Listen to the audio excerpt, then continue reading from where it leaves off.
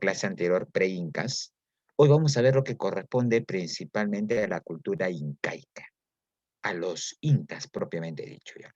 Ahora, algunas ideas previas. Escúchame. Los incas culturalmente no inventaron nada. Los incas culturalmente no inventaron nada. Lo que los incas van a hacer es tomar el aporte de otras culturas que se desarrollaron antes de ello y lo van a sistematizar, lo van a organizar para darle un matiz propio, único, original, por así decirlo. ¿Ya? ¿Ya? Y hay que tomarlo en cuenta. Entonces, y también hay que recordar que los incas no son oriundos del Cusco, son foráneos, es decir, son etnias, son grupos culturales que vinieron de fuera del Cusco, en un proceso migratorio buscando tierras adecuadas, tierras fértiles, para establecer su población y también para llevar a cabo su producción agrícola. ¿Hasta ahí correcto? ¿Correcto hasta ahí estas dos ideas previas? Milagros, Catherine, Vanessa, Nicole. Somos 5, sí, pero somos. Lo correcto ya. Muy bien. Entonces, empezamos. ¿Qué habrá pasado con tus compañeros? ¿Qué pasó?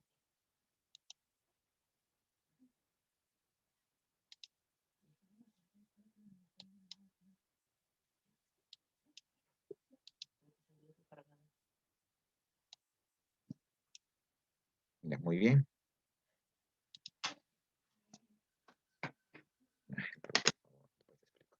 Listo. ¿Te llega la imagen del PPT ahí? El Tahuantinsuyo de los incas. Te llega, ¿no? Habla. ¿Les llega ahí a su pantalla, PC? Sí. Ya, listo. Muy bien. Entonces, empezamos. Bien. Los incas, en su máximo esplendor económico, político y social, establecieron el Tahuantinsuyo, llamada la región de los Cuatro Suyos, de la cual el Cusco era su capital principal. Mira, el Tahuantinsuyo, que va a ser el imperio más grande, más extenso de toda Sudamérica, abarcó ¿cuántos países? A ver, observa ahí el mapa. ¿Cuántos países abarcó el Tahuantinsuyo?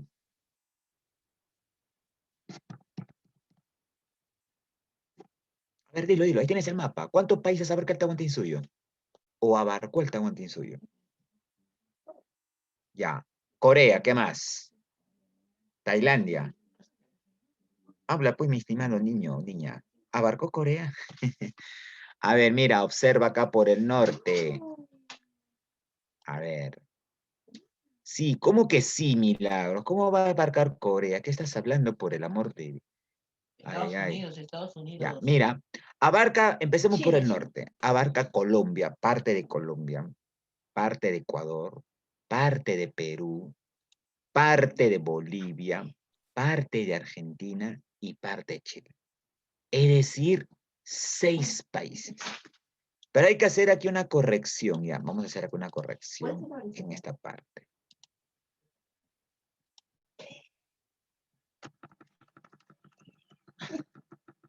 Ya. A ver, un momentito. Hay personas que están ingresando. Muy bien. Ya. Los que ingresan, muy buenas tardes, jovencitos. Buenas tardes, Carlos Alberto. Buenas tardes, Gino Acevedo, Crisel, Milagros, Vanessa, Michael. Muy buenas tardes. Están tarde, pero llegaron. Muy bien. Entonces, mira, el Tahuantinsuyo va a ser el imperio más grande de todo el área andina, que abarcó 6 países. 6 países. Por el río, por la parte norte, llega el río Ancasmayo. Por la parte sur, llegó al río Maule en Chile. Tenía estos 4 suyos. El suyo más grande era el Collasuyo, hacia el sur, hasta el río Maule. El suyo más pequeño, el Contisuyo, a la región del Pacífico, región de lo que es hoy Arequipa. El Chinchaysuyo, hacia la parte norte, hasta la región de Pasto, Colombia. Y el Antisuyo era la región de la selva, la región colonizada para establecer pues, la producción de la hoja de coca. Ahora, erróneamente se ha manifestado, se ha establecido que la capital de todo este gran imperio fue el Cusco. Y tradicionalmente tomando en cuenta las ideas del Inca Garcilaso de la Vega, se ha establecido que la palabra Cusco, que es la capital, que es el centro originario que va a establecer la administración de todo este imperio, según se dice que en lengua quechua, Cusco significa la palabra Cusco, tradicionalmente, lo que se ha dicho hasta la fecha. ¿Loca? No es loca. Dime, ¿qué significa la palabra Creo que Cusco? le decían el ombligo. Claro, muy bien. Entonces, tradicionalmente se nos ha dicho que Cusco es el centro u ombligo del mundo andino. Bueno, y esta definición lo ha dado, o este concepto lo ha dado, el gran personaje que escribe este documento, en la cual muchos historiadores se han basado para describir la historia de los incas. Hablo de los comentarios reales de los incas. ¿Quién escribe esta obra? Los comentarios reales de los Garcilaso de la Vega. Exacto, Garcilaso. Pero Garcilaso de la Vega ha creado una ficción, ¿no? La palabra Cusco, para empezar, no es quechua, tampoco es aymara. Es de una tercera lengua que lamentablemente está extinta. No se ha tomado registro alguna de esta lengua que se hablaba a los... El Puquina, El puquina, claro. La que era palabra... origen del Tahuantinsuyo, creo, si no me equivoco. Exacto, y ahora vamos a explicar ahora, claro. La palabra Cusco es puquina. Por lo tanto, cuando Garcilaso dice centro y ombligo el mundo, ha caído un craso error que hoy los historiadores no se han dignado en corregir, por así decirlo. Entonces, el lenguaje, la lengua que van a hablar los incas que no eran del Cusco va a ser el puquina, una lengua extinta, de la cual lamentablemente no hay registro. Al menos del quechua y del aymara hay registros, porque luego de la invasión española, los sacerdotes colonizadores que empezaron a catequizar a los indígenas establecieron catequesis en aymara, catequesis en quechua. Y estos libros que ellos van a elaborar van a registrar pues el fonema, la morfología y la forma de establecer de estos idiomas. Y hay registro de ello, ¿no? Entonces, a ver, vamos a ver el origen. El origen de los incas está plagado de un aura de misterio. Mira, van a ver dos leyendas que explican el origen histórico de los incas. Ahora, mira, escúchame, escúchame. Los incas, al igual que los romanos, al igual que los griegos, van a explicar su origen en base a leyendas. Ahora vamos a ir a ver, un momentito, Carlos Alberto, ahora explicamos ello. Y escuché ya vi tu pregunta. Vamos a ir por partes y explicamos ello. Mira, escúchame. Tanto los incas como otros pueblos, culturas como los griegos y romanos explicaron su origen en base a leyendas. La pregunta, ¿por qué? ¿Por qué los incas, griegos, romanos, asirios, hindús, los mayas, los aztecas explicaban su supuesto origen histórico en base a leyendas? Eso tiene un fundamento, una razón. Sí, profesor, porque los incas eran de origen tiahuanaco y como la cultura tiahuanaco había sido invadido por los huaris, habían migrado a Cusco y ahí como tenían vergüenza de su cultura, crearon leyendas, ¿no? Como Manco Cápac y Mama Ocllo. Ya. Tanto que no tuvieron vergüenza, sino que los incas, como los pueblos que te he mencionado, van a explicar su origen en base a leyendas para hacer creer que eran seres que tenían origen divino, que tenían poderes cuasi divinos dados por los dioses, a los cuales ellos al llegar a dicho lugar, como tenían poderes divinos, eran seres divinos, seres enviados por los dioses, los demás pueblos debían someterse, debían anexarse o en todo caso. Pero tanto los incas no tenían poderes divinos. Los incas eran personas simples, mortales, comunes y corrientes. No eran seres divinos. Por eso que las leyendas tienen mucho de fantasía, muchos elementos alegóricos, pero algo tiene de real. ¿No es así? Ahora, un detalle. Lamentablemente, la mayor parte de libros de historia que hablan de los incas, de la cual hoy difunde el Ministerio de Educación, se han basado en Garcilaso. Y Garcilaso tiene varias imprecisiones. Y Garcilaso tiene grasos errores en ese aspecto. Por ejemplo, tú revisas el libro de Garcilaso y Garcilaso habla que los incas eran una sociedad idílica, digna de imitar, donde todos eran felices. Un estado en el cual debíamos imitar a proseguir su consecución máxima, por así decirlo. Pero yo te pregunto, en el imperio incaico todo era dicha, felicidad, todos eran iguales, como lo da a entender Garcilaso la Vega. No, El imperio incaico. No, no, el había imperio guerras incaico, también.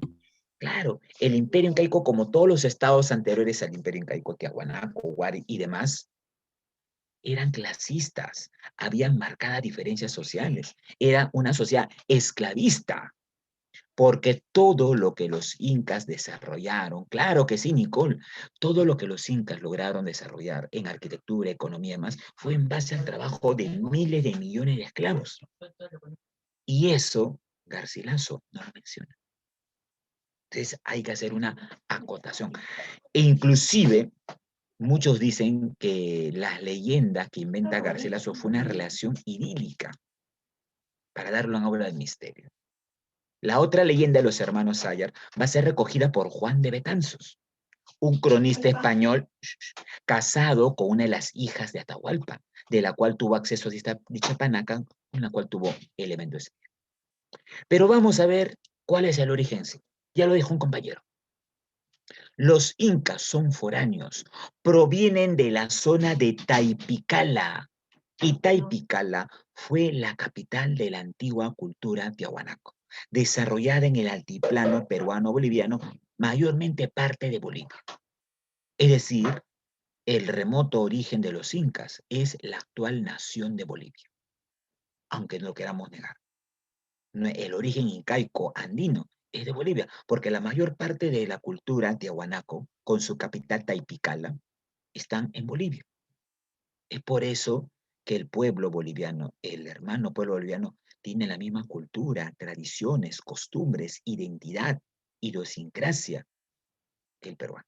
Perú y Bolivia son pueblos hermanos que tienen un mismo identidad histórica y cultural.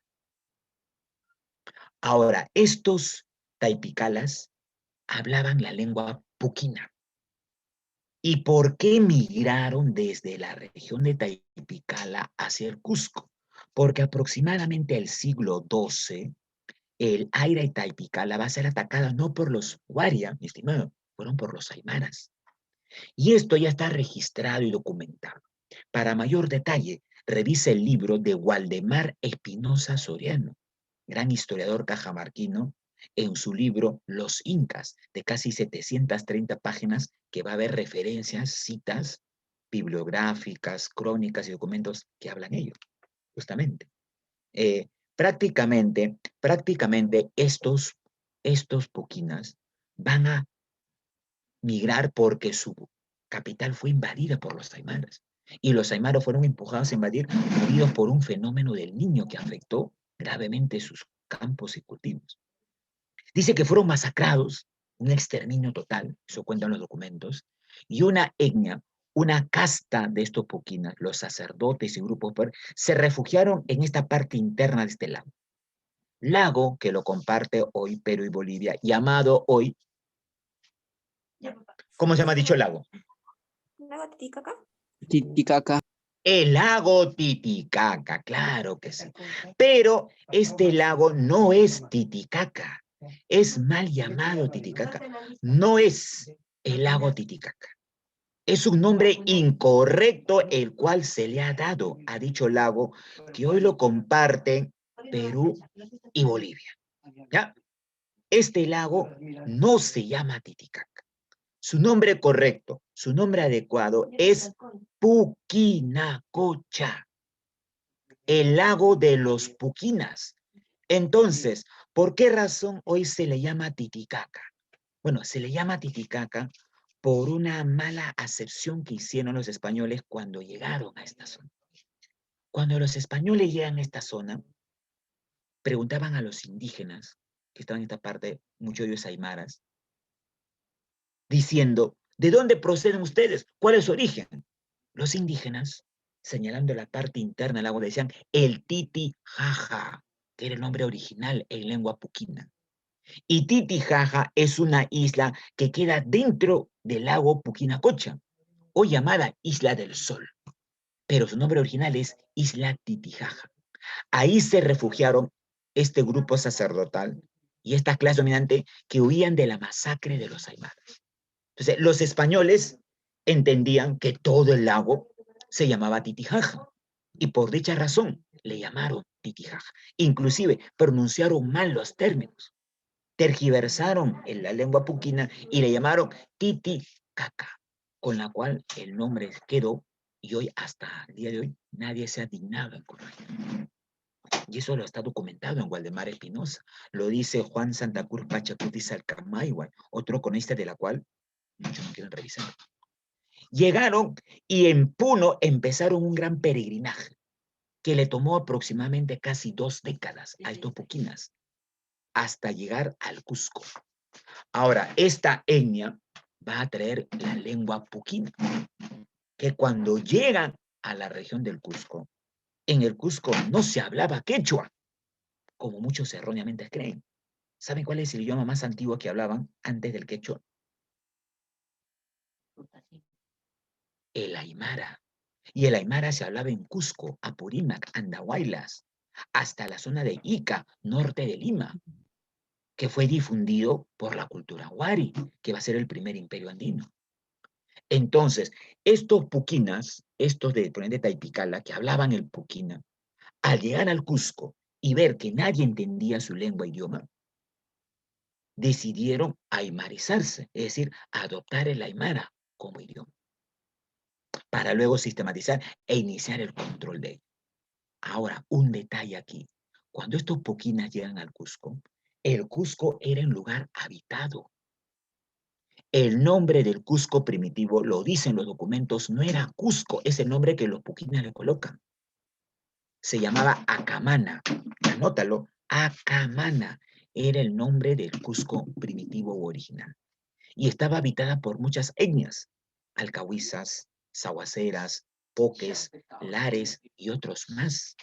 Y estas etnias se opusieron a la llegada de los incas, porque estos incas puquinas prácticamente le iban a arrebatar sus tierras y se inició un conflicto, se inició luchas, pugnas por el control del Valle del Cusco. ¿Y por qué el Valle del Cusco, profesor? Porque es la zona más fértil de todo el sur andino para llevar a cabo la agricultura.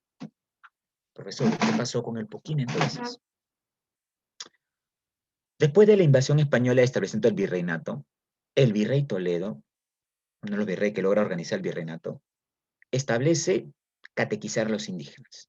Y dice, para catequizar a estos indios, bueno, así hablaban los españoles, hay que elaborar pues catequesis en puquina, catequesis en quechua, catequesis en aymara. Pero ahí los sacerdotes dicen, pero un momento, dice, sí, virrey, ¿para qué hacer catequesis en puquina? Ya nadie habla puquina. Y era cierto, pues. Estos puquinas que llegaron al Cusco adoptaron el aymara como su lengua. Profesor, ¿y en qué momento surge el quechua? Muy buena pregunta. El quechua va a surgir cuando los incas derrotan a sus enemigos acérrimos en el área andina. ¿Quiénes eran enemigos acérrimos de los incas en el área andina? Grandes guerreros de la zona del río Pampas, Apurímac, Andahuaylas. Temibles guerreros. Los chancas. Los chancas. Cuando los chancas, por donde Andahuaylas, invaden Cusco y se logra la victoria final de los incas en Yaguarpampa a través de Pachacútec, y logran exterminar a los chancas, a partir de ahí los incas adoptan el quechua chanca, el quechua andahuaylino como lengua y lo empiezan a difundir en todo el área andina como patrón unificador. Y ahí los incas dejaron de hablar puquina. Se manifiesta que solamente el puquina era hablado por una secta, por una determinada casta de sacerdotes y de las panacas reales, pero ya no por el pueblo. Entonces los sacerdotes ya en el virrey dicen, señor virrey, ¿para qué vamos a hacer un diccionario en puquina? Si los que hablan puquina ya no hablan puquina, o hablan quechua o hablan aymara. Entonces no se hizo una catequesis ni un diccionario en puquina y se perdió dicha lengua. Por eso que hoy no hay registros de la lengua puquina, de los fonemas, de los grafemas, de la sintaxis, de su morfología, como sí lo hay del quechua y del aymara, porque ahí hay documentos registrados.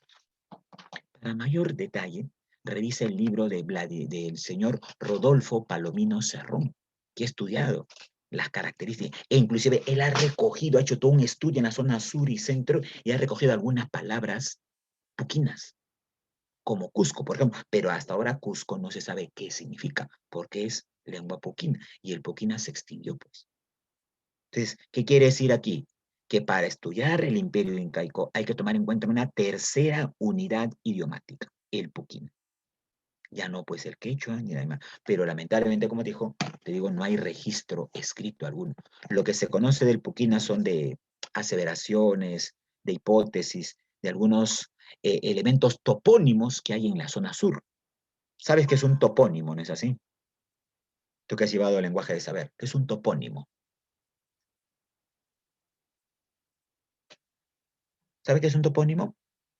El topónimo es el sustantivo que designa a un lugar geográfico.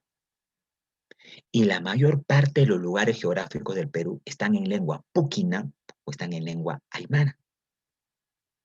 En la zona sur hay muchos lugares topónimos geográficos que tienen origen puquina, que inclusive hasta la misma población desconoce qué significa porque ya la lengua puquina no se habla. Entonces, ello hay que tomarlo en cuenta. Hasta este punto, ¿alguna duda, pregunta, inquietud, jovencitos? Ajá, claro. Si alguien hubiera registrado esta lengua, entonces tendríamos mayores bases científicas para entender el desarrollo del proceso histórico del Tahuantinsuyo y de los incas. Pero nadie se adivinó a hacer ello, pues. Porque también los incas dejaron de hablar el puquina.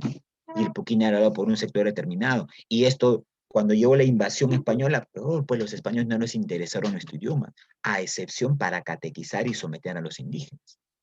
Lamentable, ¿no? Y así hay muchas lenguas. Por ejemplo, te doy un dato. En un poblado de yauyos llamado Tupe, a casi 3.300 metros de altura, en este pueblo Tupe hay una lengua que algunos dicen, los lingüistas, es tan antigua como el puquina. Se llama el cauqui. Cauqui o jacaro. En Tupe, pero lamentablemente este jacaro o cauqui es hablado hoy por no más de 20 personas. Y todas ellas sobrepasan los 70 años. Porque los jóvenes han migrado de esta parte de Tupe a Lima en busca de mejores oportunidades. Y en Lima ya no hablan pues esta lengua del jacaru, por una cuestión de discriminación, cuestiones raciales, hablan de lo que es el castellano. Entonces, habría que ver qué perlingüista se toma el trabajo de registrar esta lengua en un documento, en un libro, y evitar pues que una lengua más que hasta hoy existe quede extinta o acabada. ¿Sí? Claro, la traducción de idioma ombligo del mundo, mi estimada Nicole, fue un hecho antojadizo del señor Garcilaso. Garcilaso ha malinterpretado y ha tergiversado muchos elementos de la cultura andina. Y ahora la vamos a pasar a ver. ¿No? Entonces, ello hay que tomarlo en cuenta. Bueno, Garcilaso de la Vega establece lo que es el Capas Cuna. El Capas Cuna viene a ser la lista oficial de gobernantes incas, que se va a establecer en dos panacas, en dos dinastías, por así decirlo. El Jurin Cusco. Hoy, ¿cuántas lenguas vigentes hay en el Perú? Bueno, el aymara y el quechua, por así decirlo, ¿no? Y hay muchas más unidades idiomáticas en la región amazónica, de la cual muy poco se han registrado. Tú vas a la región amazónica, hay más lenguas e idiomas que en gran parte del área andina. Shipibo, Conibo, Huitoto, Mashiguenga, Aguaruna, Bora y otras lenguas más que no se han registrado, que inclusive fueron exterminadas cuando en la República Aristocrática se dio el boom del caucho. Y muchos caucheros ligados al capital inglés masacraron, provocaron un genocidio de estas etnias amazónicas en esa parte. ¿Ya? Ahora, mira, estas dinastías Jurin Cusco y Hanan Cusco van a tener estas características.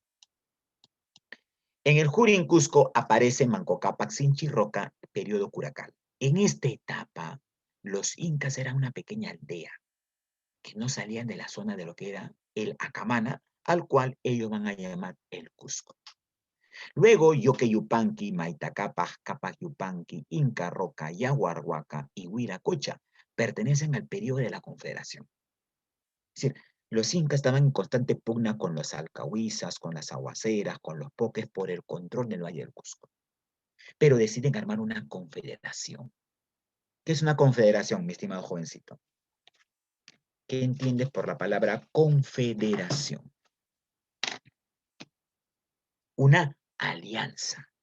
Los incas deciden dejar las pugnas con los pueblos por el control del Cusco y forman alianzas. ¿Alianzas para qué? Para la protección de enemigos más poderosos, provenientes de la Purímac, provenientes de la región de Andahuaylas, Ayacucho y también parte de Huancavelica, los chancas. Y son los chancas que invaden el Cusco en el gobierno de Huiracocha. Y lo dice María Rostorowski, que ha estudiado bastante esta etapa del imperio incaico. Cuando los chancas, temibles guerreros, con sus líderes Asto Huaraca y Tomay Huaraca, llegaron al Cusco, invadieron la misma ciudad imperial. Huiracocha, en un acto de cobardía, huye, dejando al Cusco desguarnecido a cargo de su inca, a su hijo Incaurco, un incapaz total. Huye hacia Paruro.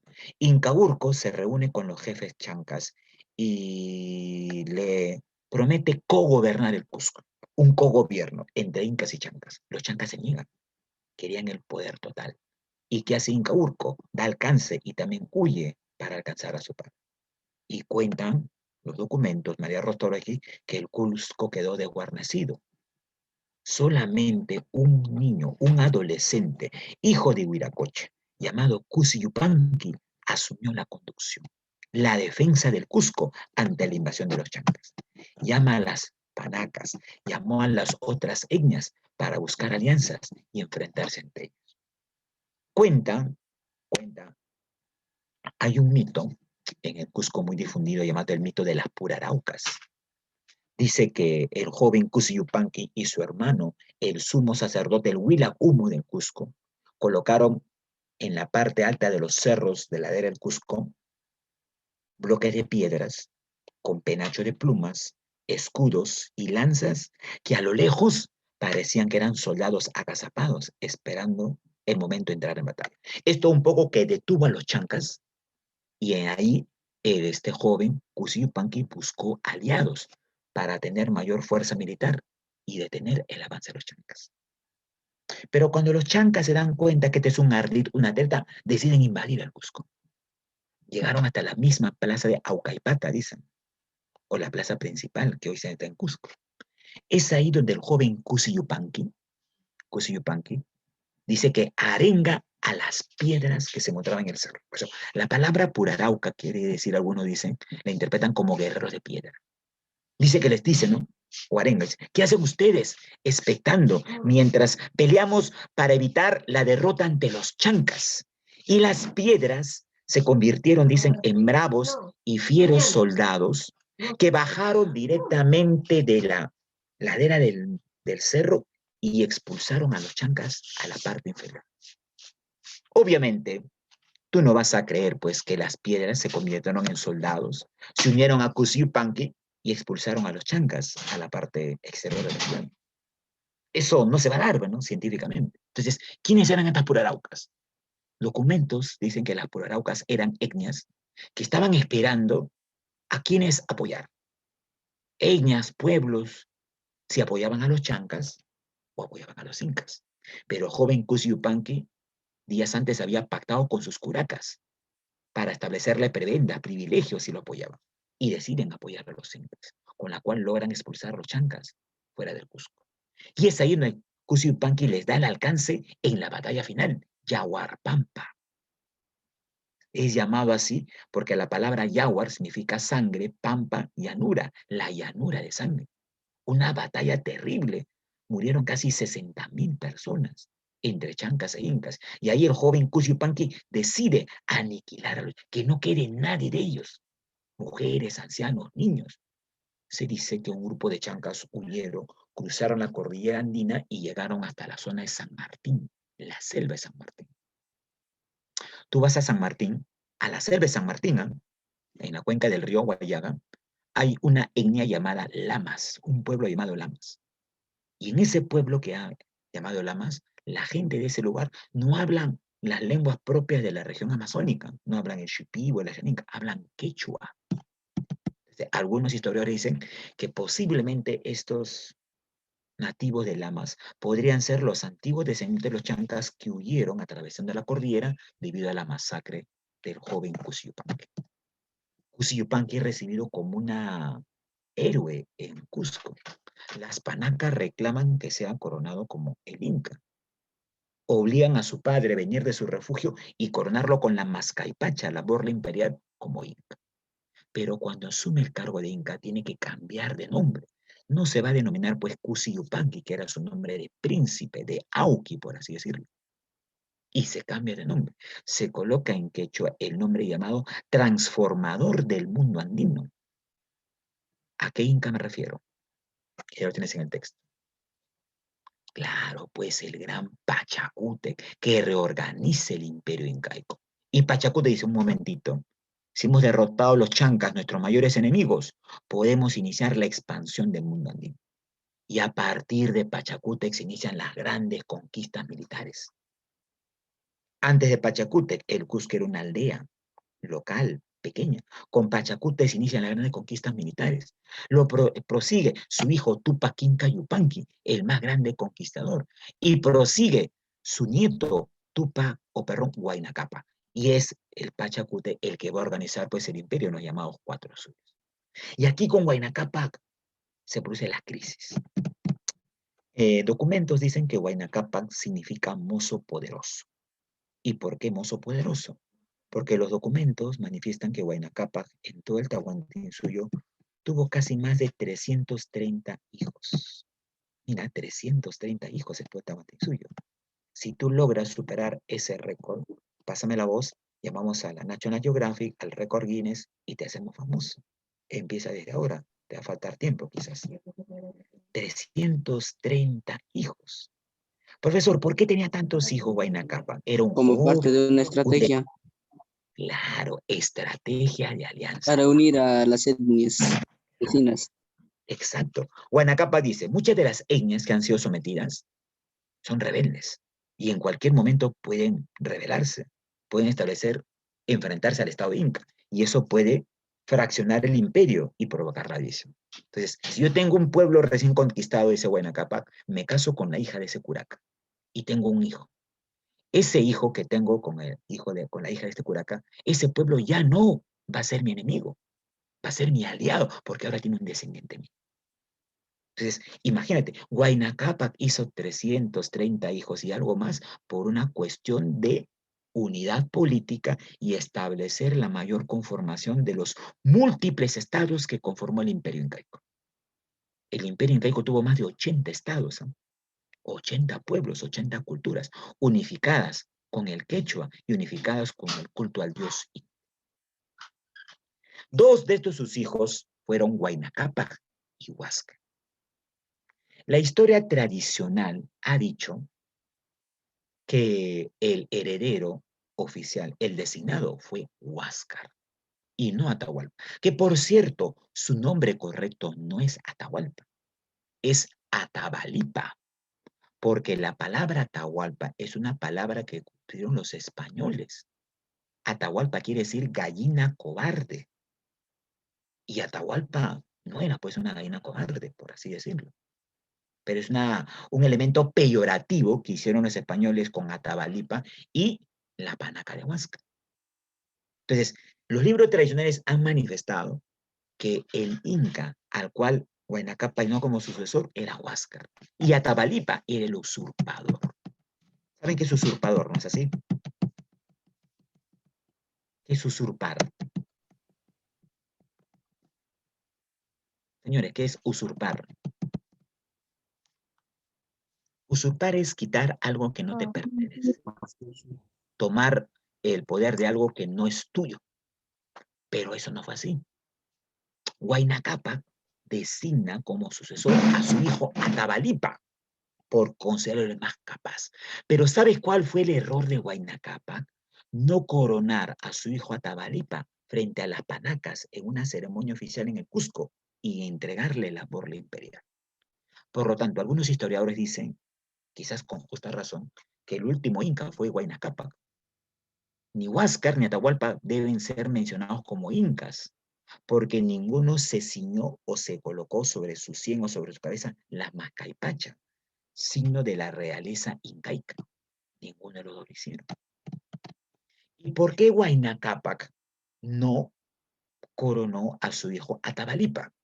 Porque los documentos dicen, y la historia tradicional lo dice, tú revisas los libros de historia que maneja el Ministerio de Educación, que es una fantasía real, heredada pues de Garcilaso, dicen que Huayna Cápac muere de extrañas fiebres, posiblemente de sarampión o viruela, porque ya los españoles se encontraban en el norte, en Piura y Tumbes, y habían traído la gripe, la viruela, la sarampión, que se extendieron como epidemia por toda el área andina, generando muerte de millones de personas.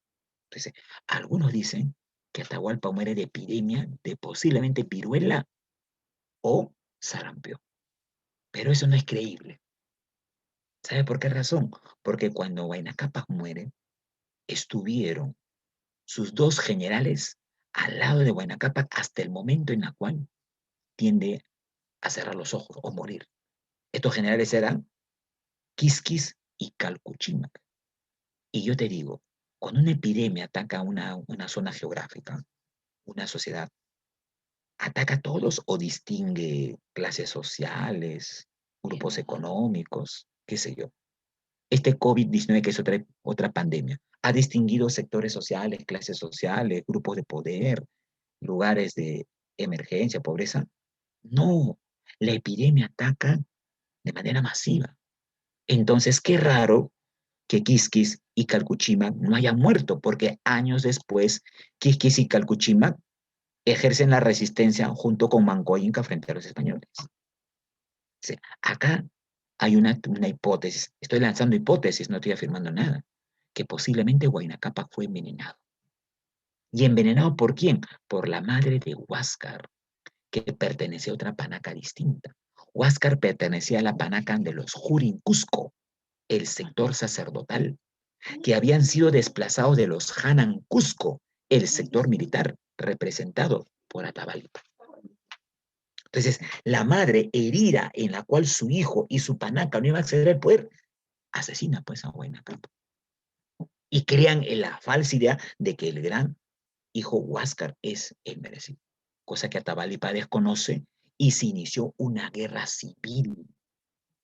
Una guerra, lo que ocurrió entre Huáscar y Atahualpa no fue pues una simple guerra de hermanos por una mujer como lo quisiera retratar, por ejemplo, la Rosa de Guadalupe.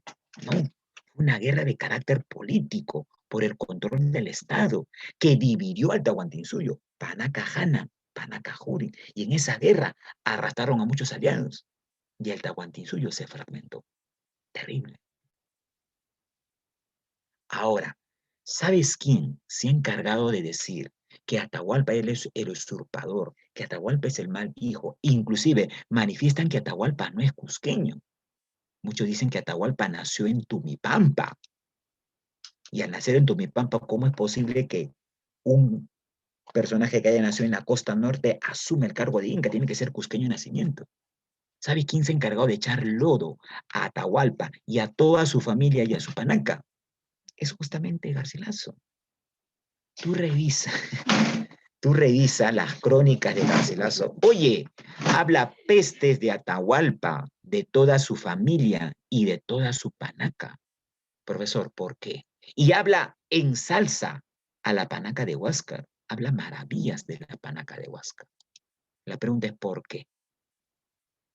Ah, cierto, Carlos Alberto también nos dice que un sucesor de Huayna Cápac fue Ninan Cuyuchi, pero Ninan Cuyuchi murió pocos días después, posiblemente de viruela o posiblemente envenenado. Por eso que Huayna Cápac designa a Atahualpa.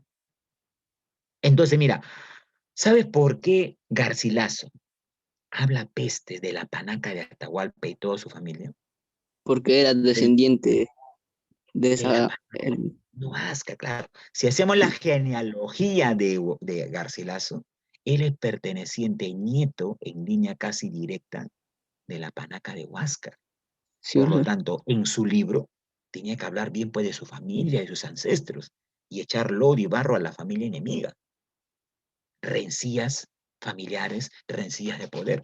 Por eso hay muchos historiadores que no toman en cuenta los escritos de Garcilaso, porque Garcilaso escribe con cierto rencor, y eso pierde objetividad al estudio de la historia. Por eso deberíamos leer, mira, acerca de los incas hay más de 40 crónicas. La crónica de Estete, de Jerez, de Cieza de León, de Cristóbal de Molina, de Santa Cruz, Pachacuti, Salcamayhuan y otras crónicas más. Obviamente cada crónica tiene su versión, pero lo que ha hecho Garcilaso es tergiversar, desnaturalizar la historia andina. Claro, pierde credibilidad, exactamente, pero muchos historiadores se basan en Garcilaso. Lo mencionan como el gran peruanista, pero tiene errores. Ahora, tampoco quiero decir que todo lo que he escrito en Garcilaso es malo, no, no, no, hay que rescatar lo bueno, pero no solamente tomar a Garcilaso, hubieron muchos cronistas más que nos permite reconstruir la historia, principalmente de forma más objetiva del Imperio Incaico. ¿Correcto? Hasta aquí. ¿Alguna duda, pregunta, inquietud, mi estimado? Todo claro, ¿no? Bien, vamos avanzando. A ver, bueno, acá tenemos los diversos incas, Manco Cápac, Chichiboca, lo que reivindica cada uno de ellos, sus acciones y hazañas. Aquí tenemos la pugna entre incas y chancas. Un detalle, un detalle. ¿Qué hubiera pasado si en la batalla de Yaguarpampa entre incas y chancas, los chancas hubieran ganado? Hubieran triunfado ante el joven Cusi Yupanqui. ¿Qué hubiera pasado? ¿Mm? Habla. Oye, no estaríamos estudiando el imperio incaico en este momento. Estaríamos estudiando qué imperio, si los chancas hubieran ganado dicha batalla. Obviamente el imperio chanca. ¿cierto? Estamos hablando Los chancas. del imperio chanca, sus características, pero ahí está pues la historia. Claro, los incas hubieran desaparecido, hubieran sido aniquilados, pero más pudo pues la habilidad de este joven en buscar alianzas. Entonces, para establecer, ¿ya? Muy bien. Un momentito, voy a dar un poco de luz a esto. Estoy más oscuro que mi abuelita. Ya, ahora sí. A ver, listo. A ver, una de las principales actividades económicas de la sociedad del Imperio Incaico va a ser pues la agricultura, casi como todos los pueblos. Entonces, escúchame, los incas lo único que van a hacer es recopilar, restablecer todas las técnicas agrícolas de las culturas anteriores. Por ejemplo, perfeccionaron los guaruguaros o camellones. Estos guaruguaros o camellones, ¿qué cultura lo inventó? Lo estableció en las altas punas. Cultura que se desarrolló a orillas del mal llamado hoy lago Titicaca. Tiahuanaco. La cultura tiahuanaco. Los tiahuanaco idearon, inventaron los camellones. Y estos camellones propician microclimas en zonas de helada. Oye, los tiahuanacos se desarrollaron pues 3.000, 4.000 metros de altura. Zonas propicias del helado. Tú conoces muy bien qué es la helada. Entonces, mira, esta simple técnica contrarresta los efectos del helado. ¿Cómo es esto, profesor? Los camellones son llamadas chacras elevadas. ¿Qué hacían los tiahuanacos? Cavaban zanjas, el fango, la tierra de la zanja lo ponían encima, formando una chacra elevada, y en estas aberturas o zanjas llenaban de agua. Durante el día, el calor del sol se almacena, es retenido en estas canaletas de agua. Y durante la noche, cuando la temperatura disminuye, estas canaletas liberan progresivamente el calor almacenado, generando un microclima en las plantas. Y las plantas que se cultivan ahí no se afectan por la helada. Oye, una simple técnica resolvió el problema de la helada en Tiahuanaco. Los andenes, que eran terrazas, terraplenes construidas en la ladera de los cerros. Ya los andenes hay en Chavín, hay en la cultura mochica, en la cultura huari. Simplemente los incas lo van a sistematizar. Y estos andenes, los andenes de Moray, que son de forma circular. Estos andenes de Moray servían para estudios etnobotánicos. ¿Cómo es esto? Si tú vas acá a Moray y colocas un termómetro aquí en el andén de menor altitud y otro termómetro en el andén ubicado en la parte más alta, pregunta, ¿cuál de ellos marca mayor y menor temperatura? ¿Mm? ¿Cuál de los termómetros marca mayor y menor temperatura? ¿Cuál marca mayor temperatura? ¿El que está en la parte baja? ¿El que está en la parte alta? Mayor temperatura. Baja, En la parte baja, alta. pues. En la parte alta marca menor temperatura. ¿Por qué? A mayor altitud, menor temperatura. A ver, ve a Ticlio, aquí en la carretera central, casi 4.400 metros de altura, casi 4.700 por ahí. Dime, ¿tú puedes bajar semidesnudo en Ticlio en este contexto? Bueno, de hacerlo, lo haz, lo No, puedes hacer, pero te va a dar frío, pues, porque a mayor altitud la temperatura disminuye. Entonces, en estos andenes circulares, lo que hacían los incas eran estudios etnobotánicos, establecer qué plantas se adaptan a climas templados o cálidos y qué plantas se adaptan a climas fríos, para luego de hacer la experimentación con semillas y plantas, llevarlo a la práctica. Lo que demuestra, pues, la plena planificación de la agricultura en el mundo andino y especialmente de los incas. Aquí tenemos los principios económicos. Estos dos principios económicos sustentan toda la economía del imperio incaico. Estaba la reciprocidad, era prestación de servicio. ¿Qué significa la palabra recíproco? ¿Qué es recíproco? ¿Mm? Recíproco. Cuando tu enamorado o tu enamorada te dice, te amo, Pancho, nuestro amor es recíproco. ¿Qué quiere decir? Mutuo, de manera correspondida. Correspondido. Claro, correspondido. el uno por el otro. Ahí está, el uno con el otro, no el uno con el otro, no vayas a confundir uno sobre otro, por favor, ten mucho cuidado, utiliza bien las palabras, por el amor. Entonces, aquí la reciprocidad era la prestación del servicio a cambio de los miembros del ayo. Acá surge pues esa famosa frase que dice, hoy por mí, mañana por ti. ¿Has escuchado esa Sí. parte? Esta costumbre aún se practica en los pueblos andinos. Tú vas a muchos pueblos andinos, practican esta reciprocidad. Dice, oye, ¿sabes qué, Juan? Hoy te apoyamos a cultivar tu chakra. Toda mi familia te va a apoyar a cultivar tu chakra, porque eres nuestra familia, eres nuestro primo. Pero cuando yo requiera apoyo para cultivar mi chakra, tú y tu familia tienen que apoyarme. Recíproco, pues. Es un principio válido en el mundo andino que hasta hoy se preserva en muchas comunidades. Pero, ¿qué es la redistribución?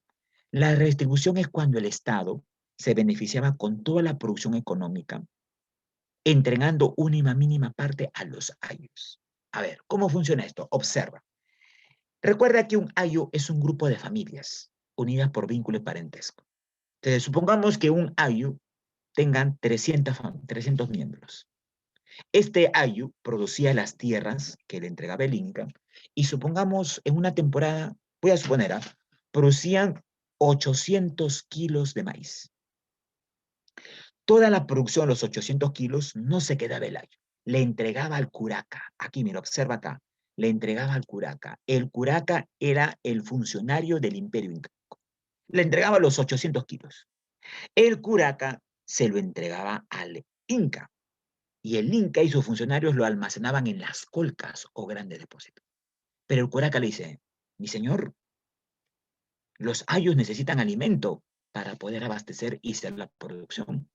El Inca dice, ¿cuántos miembros son? Ya, son 300 miembros ya. ¿Cuánto han dado?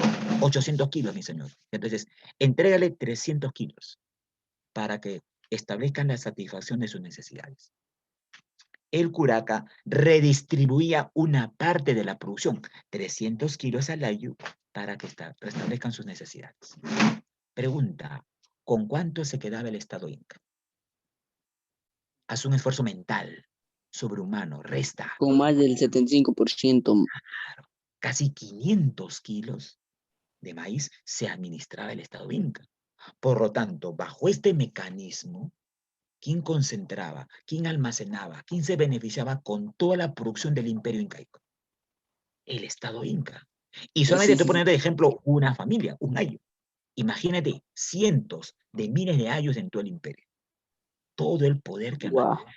Entonces, cuando el Inca le entregaba el alimento a los ayus, el ayu lo miraba al Inca como una especie de algo paternal. Le hablaban del taita, decían, el taita nos está dando de alimentar y gracias al taita nuestros alimentos están satisfechos, por eso hay que trabajar para él.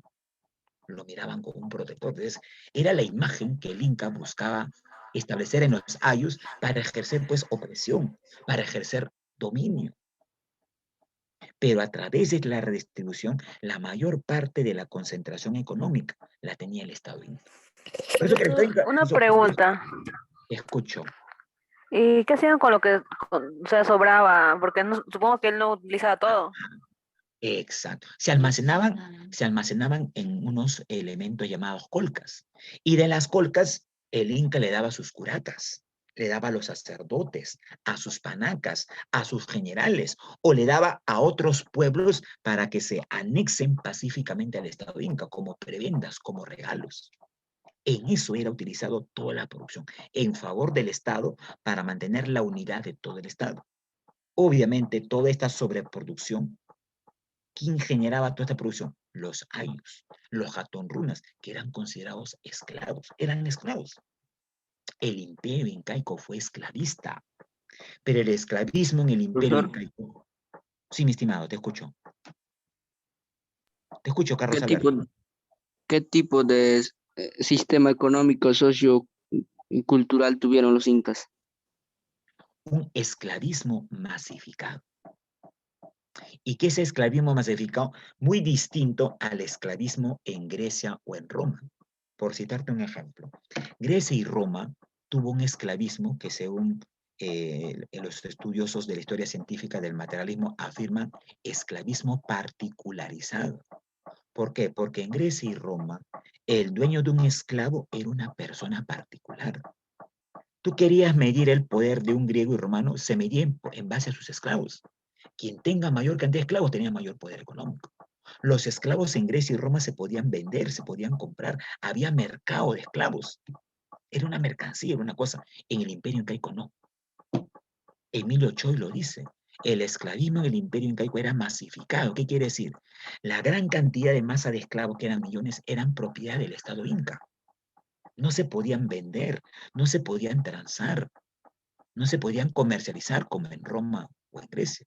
¿Quién disponía directamente de la fuerza de los esclavos? El Estado inca, a través de sus diversos mecanismos de explotación, como la redistribución y posteriormente la religión.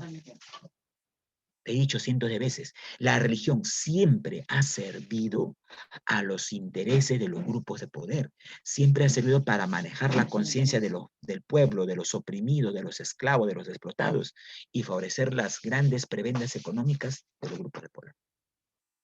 Esa es la figura que se... Por lo tanto, aquí estamos dejando de lado todo lo que decía pues Garcilaso, de que el imperio incaico era una sociedad idílica, digna de imitar. ¿Cómo puedes imitar una sociedad clasista? ¿Cómo puedes imitar una sociedad esclavista que generaba producción económica en favor de ellos y explotación en los sectores laborales o en el sector del pueblo, principalmente de los jatunrunas, que eran la principal fuerza laboral? ¿Ya? Bueno, acá tenemos pues los diversos instrumentos que hasta hoy en algunas comunidades campesinas se utilizan para llevar a cabo la práctica de la agricultura.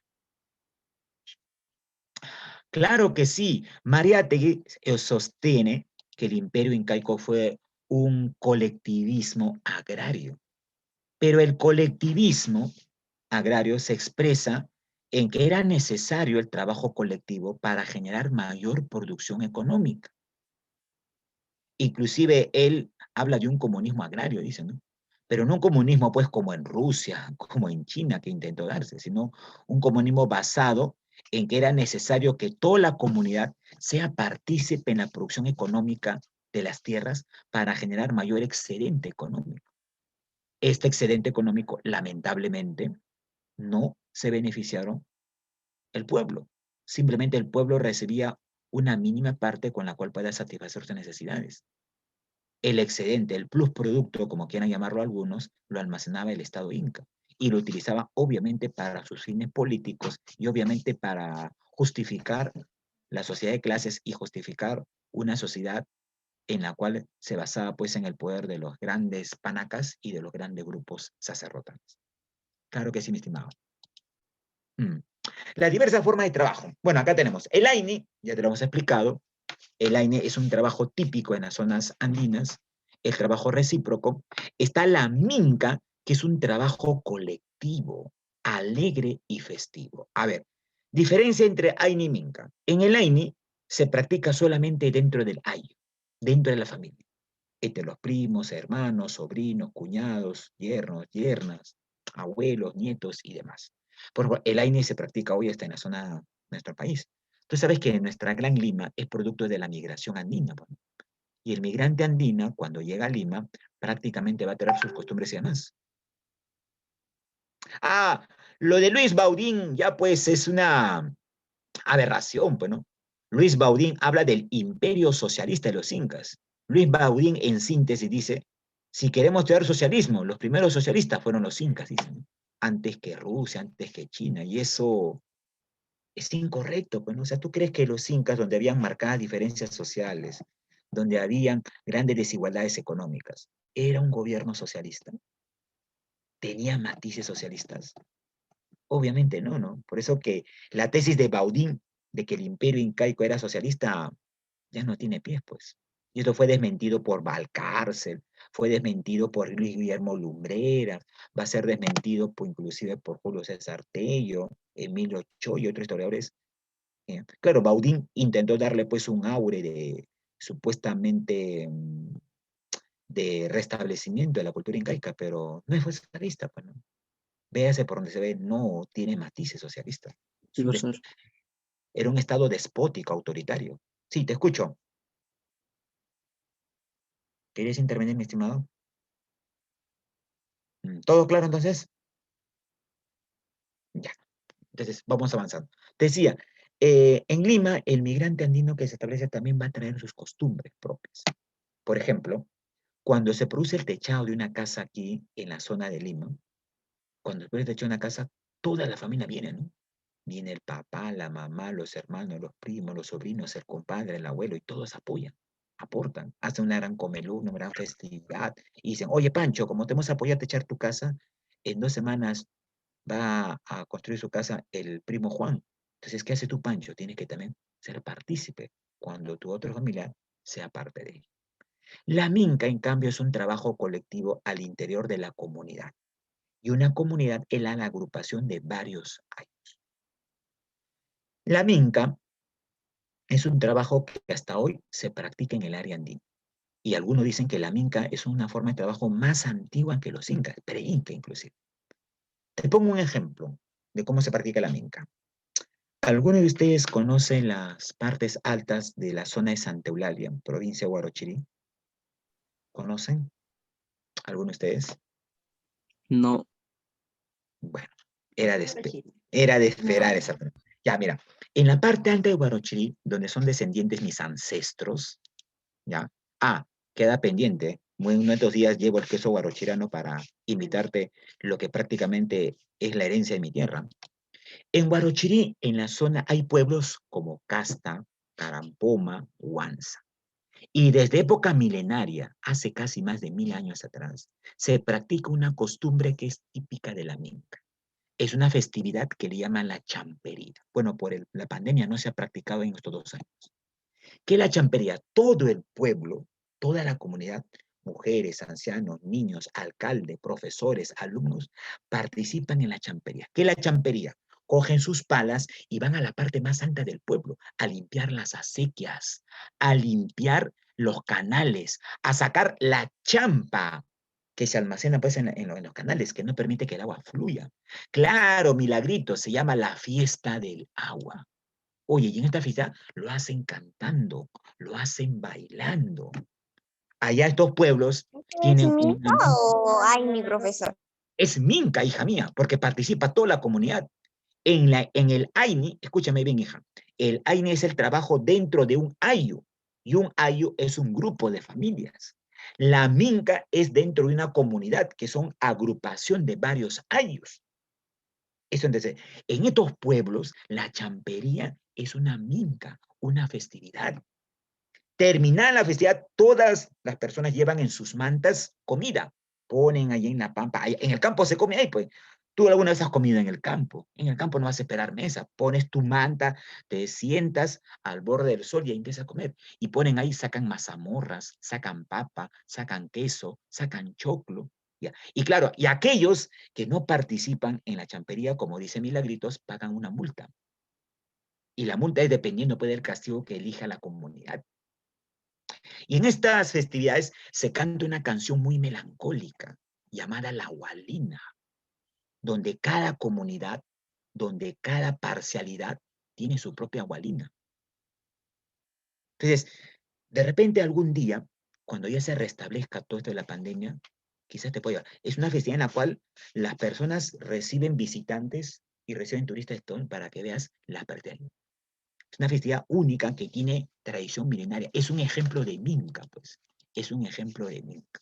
Es una bonita festividad, señores. La fiesta del agua, la champería. Y después de la festividad, todo el mundo ya, inclusive comen, beben y cantan guarina, que son canciones bastante tristes, melancólicas, que reflejan, pues, cómo el agua es signo de vida, vitalidad y principalmente energía que da vinculación a sus campos agrícolas. Exacto. Milagritos que lo conoce. Milagritos, es usted de Guarochirí por lo que veo. ¿Es correcto, Milagritos? No, Milagros Casas. mi cuaderno no. ¿Es usted de Guarochirí? Sí.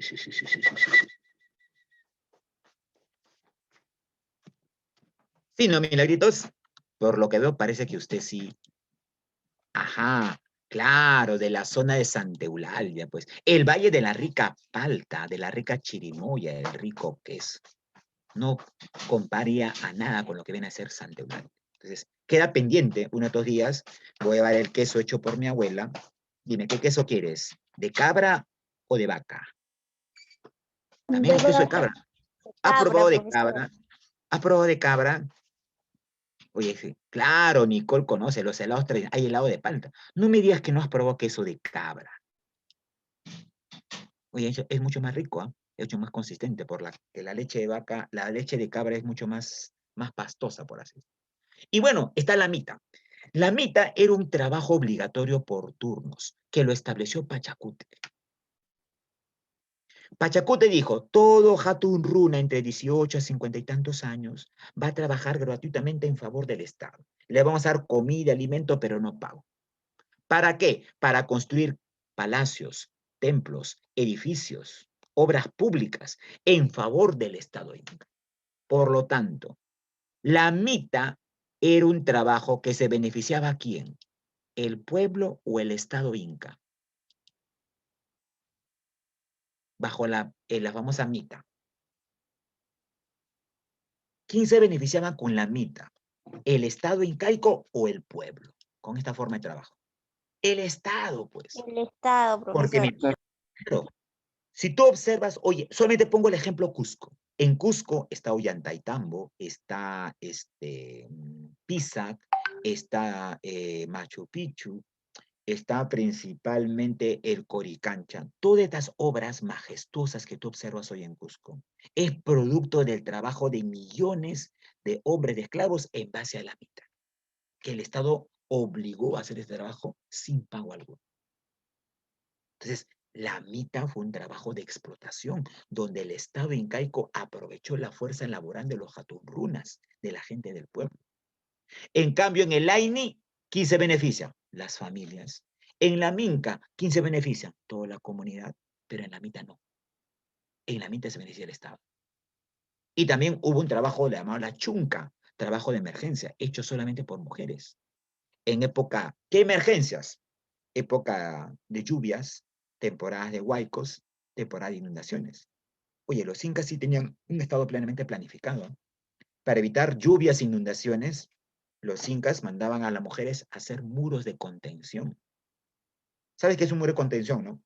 Bloques de piedra que colocaban en las laderas de las quebradas donde pasaba el huaico o en la orilla de los ríos para evitar que en las crecidas el río se desborde.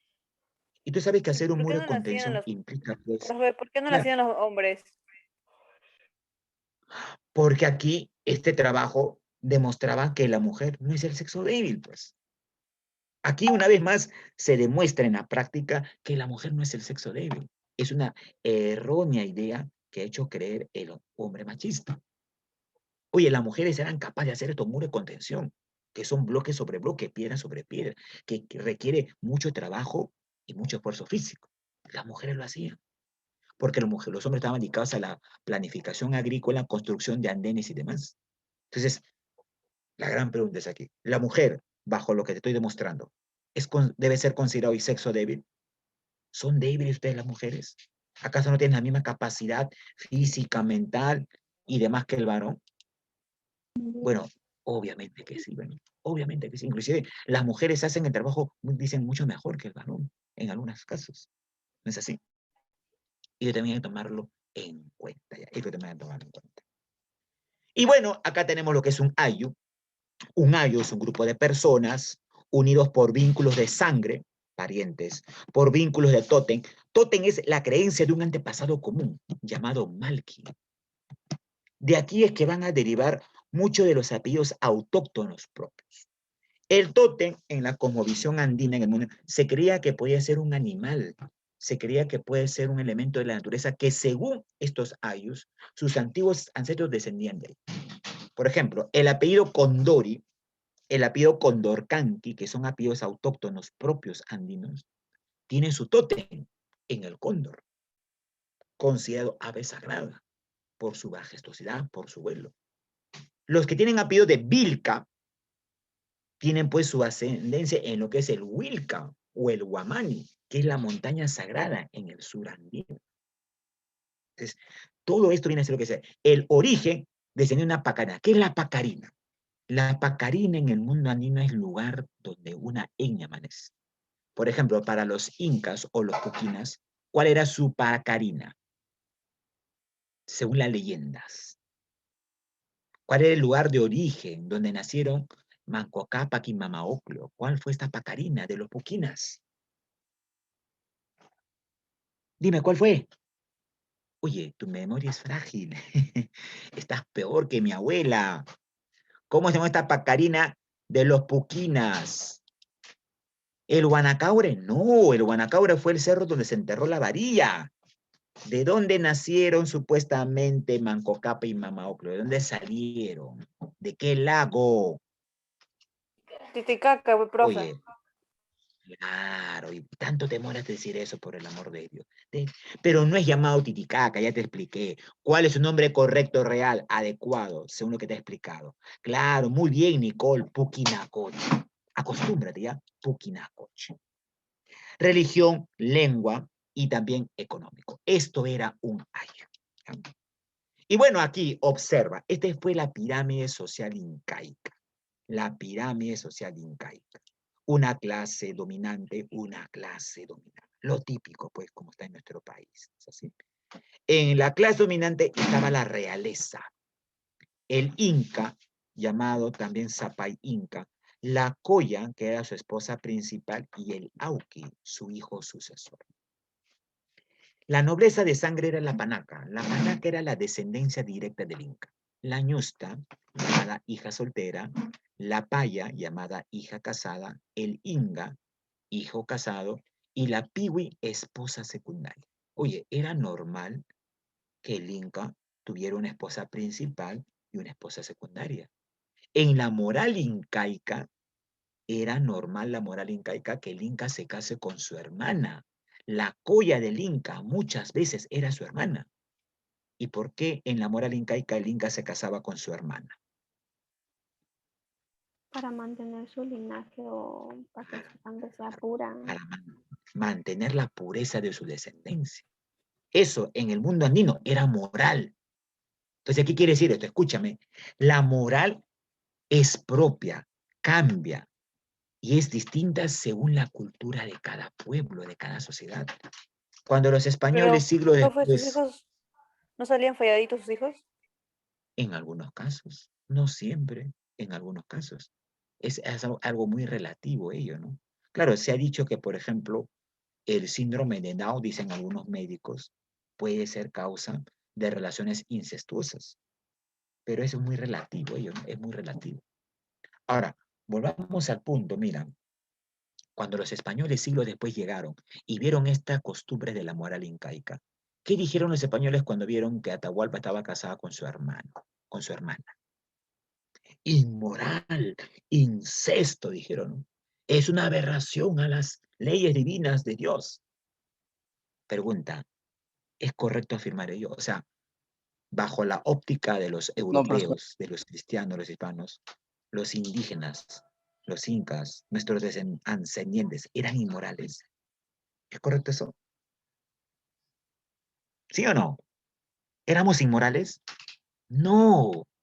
Simplemente que la moral andina era distinta a la moral inca, a la moral hispana, a la moral española, a la moral europea.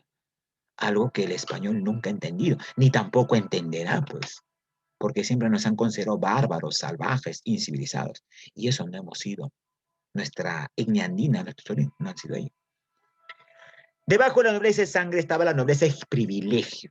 La nobleza de privilegio era dado a foráneos.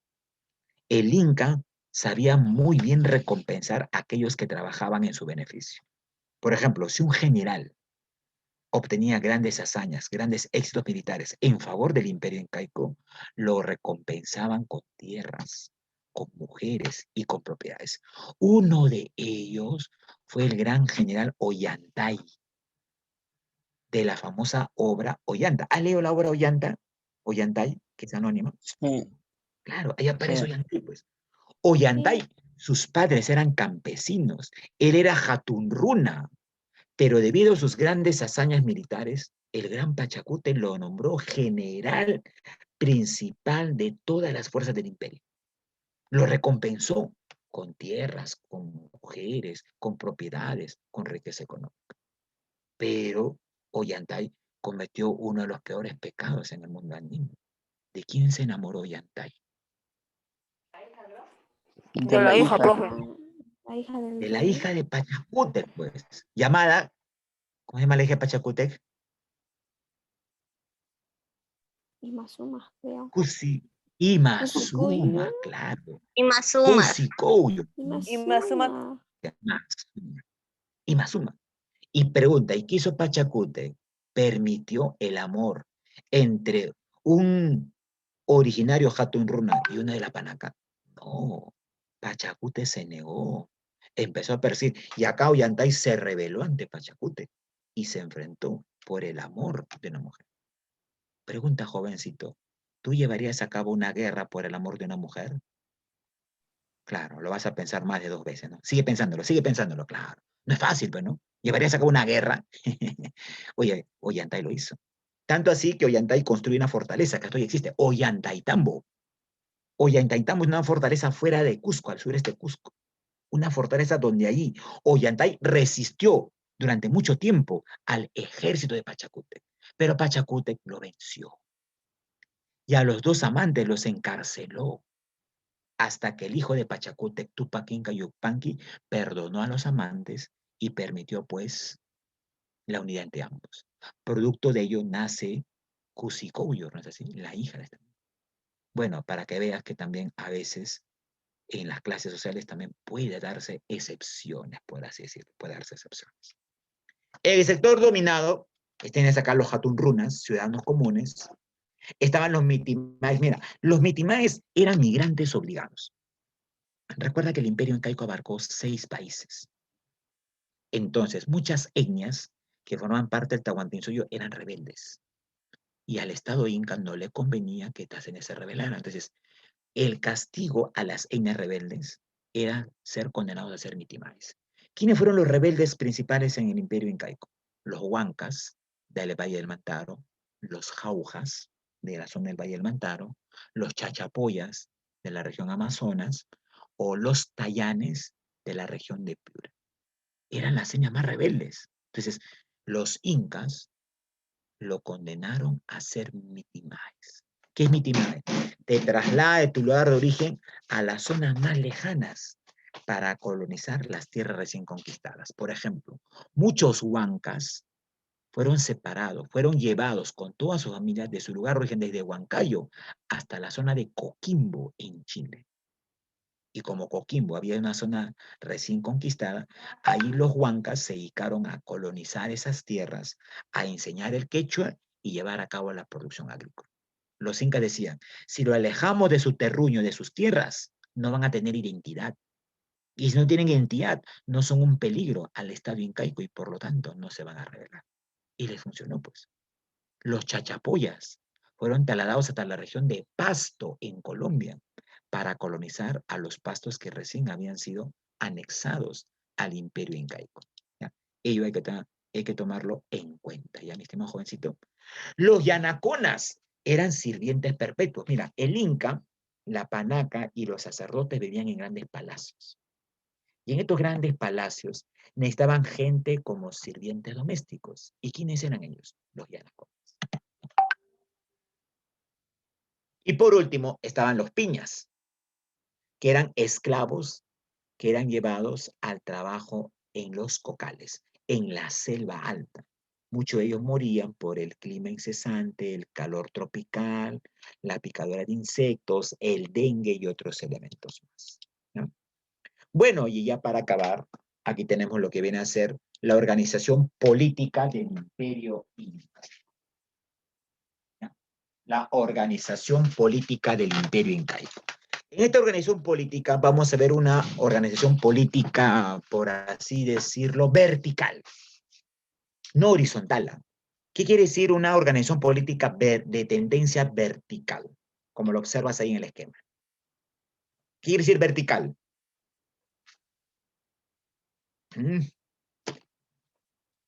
Vertical quiere decir pues que parte de una máxima autoridad que controla y subordina a todas las demás. ¿Quién es esta máxima autoridad según el esquema que se encuentra ahí? Políticamente hablando. Niños, por las barbas de Huiracocha, dime, ¿quién es la máxima autoridad en este esquema que se presenta ahí? Zapa El Inca. Inca. El Zapa El Inca, Zapa Inca, pues, sí. Inca. Por ejemplo, hoy nuestra organización política no es vertical, es horizontal, dice, en la cual estamos basados en poderes, bueno, el poder legislativo, el poder ejecutivo, el poder judicial, están en un mismo rango que tienen distintas funciones. Aquí no existe de que el poder ejecutivo es más que el poder legislativo o el poder legislativo tiene más atribuciones que el ejecutivo. Eso no existe. Hay una horizontalidad, una cuestión horizontal entre el poder. Pero en el imperio incaico no, pues. Era una cuestión vertical, por así decirlo. Vertical. Claro, milagritos, poderes independientes. Independientes pero relacionados a la vez.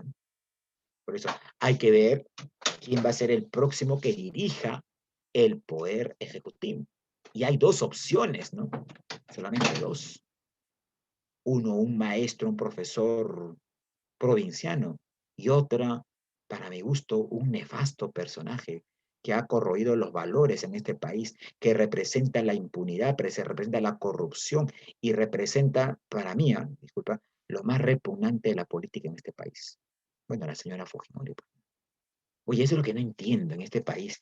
Pareciera que en este país por algo debe enseñarse historia. Yo no entiendo cómo en nuestro país un 13% de la población haya votado por Keiko, sabiendo todo lo que ha sido el fujimorismo y lo que ha representado.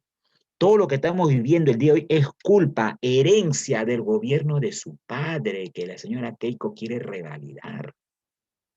Y aún la gente sigue votando por ella. Entonces hay que ver cómo se presenta el nuevo panorama político, porque aquí los medios de comunicación están satanizando a un personaje que, por cierto, si bien es cierto, el señor Castillo, y le voy a hablar un poco de política, no conocerá mucho de economía, no es un doctor, no es ilustrado, no tiene grandes conocimientos, pero al menos pienso yo que tiene buenas intenciones. Al menos del señor de Castillo podemos tener dudas, porque no lo conocemos. Pero de Keiko hay pruebas, pues. Keiko quiere ser presidenta para estar en la impunidad y evitar los graves delitos por los cuales está siendo sentenciada. Claro, eso es Keiko, pues. Eso representa. Y hay gente que... Yo escucho a veces en las calles cuando voy y dicen, no, dice, mira, yo no sé de dónde saca la gente que dicen, no, si el señor Castillo llega al poder, el Perú se va a convertir en una Venezuela, dicen. No voy a tener ni siquiera papel higiénico para limpiarme las 4 letras. Oye, yo escucho gente decir así. Por lo tanto, prefiero a alguien que me robe a alguien que me mate de hambre. Voto por Keiko. Oye, hay gente que está diciendo eso en las calles. Qué terrible, ¿eh? ¿Y eso es por qué? Porque la prensa está informando así, pero oye, a cada día dicen que el señor Castillo es de Movadef, que es terruco, que es terrorista, que va a liberar a Guzmán, que va a seguir la política de Chávez. ¿Cuándo Castillo ha dicho esto? O sea, ni siquiera Castillo ya es presidente y ya lo están juzgando. ¿Y qué de Keiko? ¿Keiko acaso es la santa beatita de Melchorita, es la Virgen María? Esa, por favor, Keiko tiene más rabo de paja que el señor Castillo. ¿Y por qué la prensa no saca los trapitos sucios de Keiko? Date cuenta cómo esta prensa limeña, por cierto. A ver, apaga tu Está audio, hijo mío. comprada, profe. A ver, un momentito, voy a silenciar este Y la internet. prensa está a favor de los que tienen dinero. Claro, pues. La prensa Profe, limeña. la prensa está comprada. Tú lo has dicho, preciosa linda, claro que sí. Ahí está, pues. No me extrañaría que mañana le saquen al señor Castillo amantes, hijos no reconocidos, hijos golpeados, alumnos golpeados, todo para despre. Ya empezó la guerra sucia. Y si empezó la guerra sucia, obviamente Keiko va a ganar.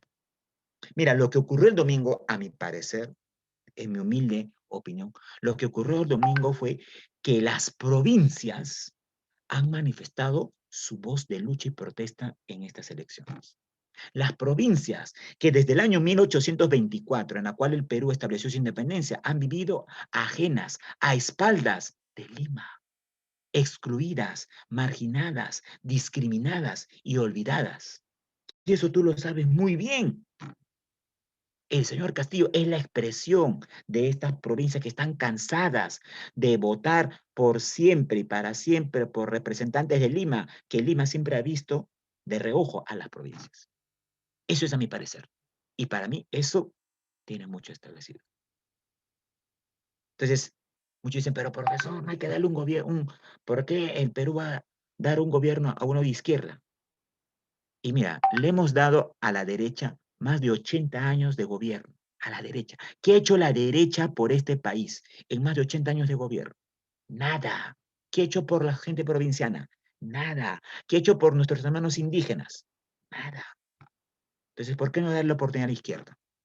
En la cual quizás, no quizás va a hacer las cosas tan bien, pero quizás puede hacer algo mejor que esta derecha que es comprada, que tú mismo lo has dicho. En esta segunda vuelta, yo aspiro y pienso que el señor Castillo va a recibir mucha guerra sucia. Ya la están dando. Y la gente está endiosando a Keiko. Dicen, no, prefiero votar por Keiko, dicen. Antes que un comunista, antes que un terrorista, antes que un rojo. Dicen.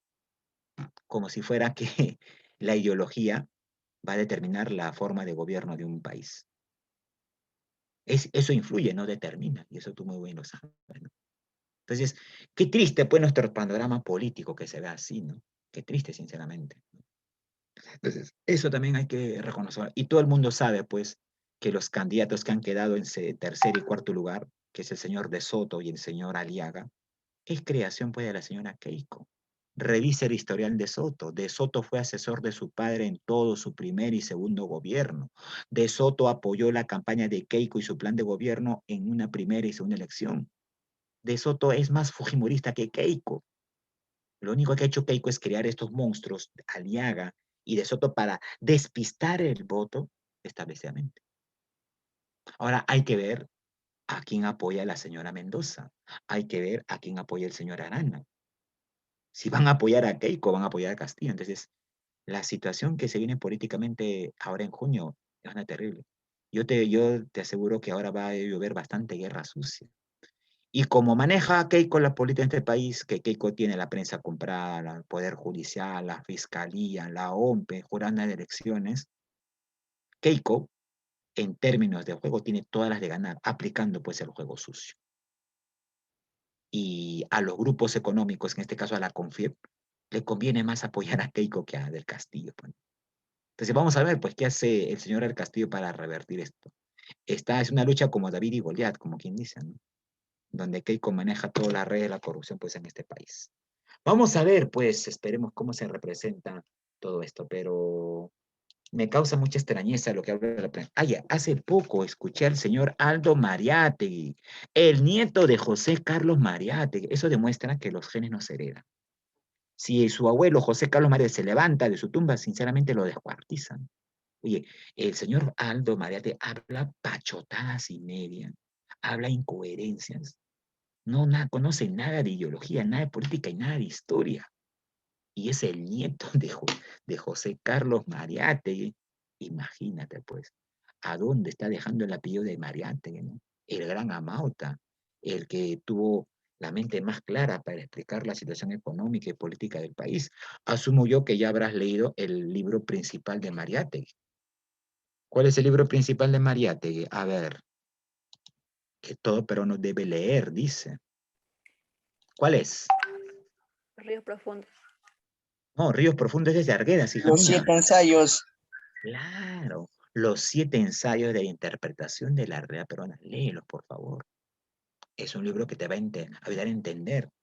Y muchos problemas de la cual habla Mariátegui en ese libro 1920, hoy siguen siendo vigentes y se han agudizado. Entonces hay que entender ese aspecto de forma muy particular. A ver, ¿cómo era esta organización, profesor? Estaba el Consejo Imperial, que era la asamblea de los 4 representantes de cada suyo, el Suyuk Apu, el gobernante de cada suyo, el Apunchi, el gobernador de una provincia, el Curaca, jefe de un ayu, y el Purek, jefe de una familia. Ahora, en un ayu podía estar dirigido por el Curaca, que es en tiempo de paz, o el Sinchi por tiempo de guerra.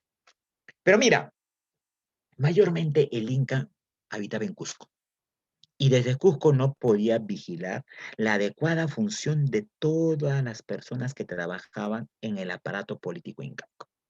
Es así que era necesario fiscalizar, vigilar, chequear, por así decirlo, cómo actuaban los demás gobernantes. Y como el Inca no podía recorrer todo el Tahuantinsuyo, que era inmenso, tiene un funcionario que va a ser llamado, en el mundo andino le llamaron los ojos del Inca y los oídos del Inca, porque significaba el que todo lo ve y todo lo sabe. Se llamaba el Tucuyricui o Tucuyricui. Era la persona que se encargaba de fiscalizar la labor del Suyuk Apu, de la Punchi, del Curac, y si miraba algún mal manejo del poder, informaba directamente al Inca, porque Tucuyricui era un pariente directo del Inca.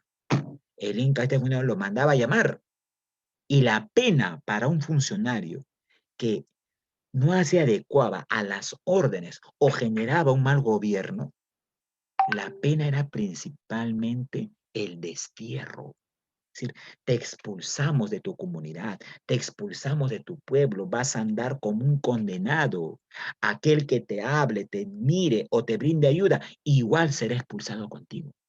Oye, era el peor castigo. Mejor castigo era la muerte, pues al menos en la muerte ya padece sufriendo, pero que nadie te hable, ser un condenado, que no te reciba ningún pueblo como si fueses un leproso, era el peor castigo que se hacía. Por eso que el Tucuyricui va a fiscalizar estos elementos principales, ¿sí? Ajá. A ver, acá tenemos la arquitectura. Quiero entender acá algo interesante. Ajá, aquí. Bueno, la educación incaica también era una educación clasista, pues, ¿no? La educación era dada solamente a los hijos de la nobleza, en un lugar llamado el Yachay Huasi, que significaba pues la casa del saber, a cargo de estos filósofos que enseñaban a los hijos acerca de las tradiciones, el manejo de quipus y demás, llamado pues el amauta. Ahora, los hijos de los Hatunrunas o los hijos de los campesinos, artesanos, ganaderos, recibían una educación popular, una educación basada en la práctica.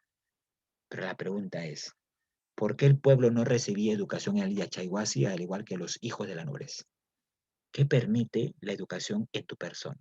Aparte de recibir conocimientos. ¿Mm? ¿Por qué te educas tú? Claro, muy bien, Nicole.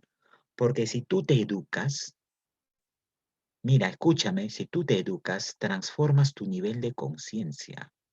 Y si tú transformas tu nivel de conciencia, esto es lo que está aquí adentro, puedes analizar, cuestionar, criticar la realidad y plantear soluciones o establecer críticas ante un Estado opresor y demás. Por eso que la educación es el arma que va a permitir cambiar tu conciencia. Esa es la razón por la cual, mi estimado jovencito, esa es la razón por la cual. Por afuera. Esa es la razón por la cual el Estado, en su actual currícula educativa, ha eliminado el curso de filosofía, ha eliminado el curso de psicología, le ha restado horas a historia, a economía, y le ha dado más peso a matemáticas, a letras, a comprensión lectora, a lenguaje. No estoy en contra de estos cursos, por cierto, también son importantes. Pero ¿por qué razón el gobierno ya nos enseña filosofía, ya nos enseña psicología? Oye, qué contradicción, ¿no? Postulas a San Marcos, vienen preguntas de filosofía. Postulas a Villarreal, vienen preguntas de psicología. Pero si no te han enseñado en el colegio, ¿cómo va a venir? ¿Por qué el Estado ya ha quitado estos cursos de la currícula educativa? No existen, pues. ¿Por qué? Tiene una razón de fondo. ¿Por qué crees, papito lindo? A ver, Quiere que seamos explícame. ignorantes, profe. Claro, quiere que Los ignore la cursos realidad, que te porque ayudan la para la sociedad. filosofía, la historia, la Quiere que psicología, sigamos adelante. exacto. Estos cursos elevan tu nivel de conciencia, te hacen más crítico, más objetivo, más analítico, más problemático. Y eso no le conviene al Estado, pues.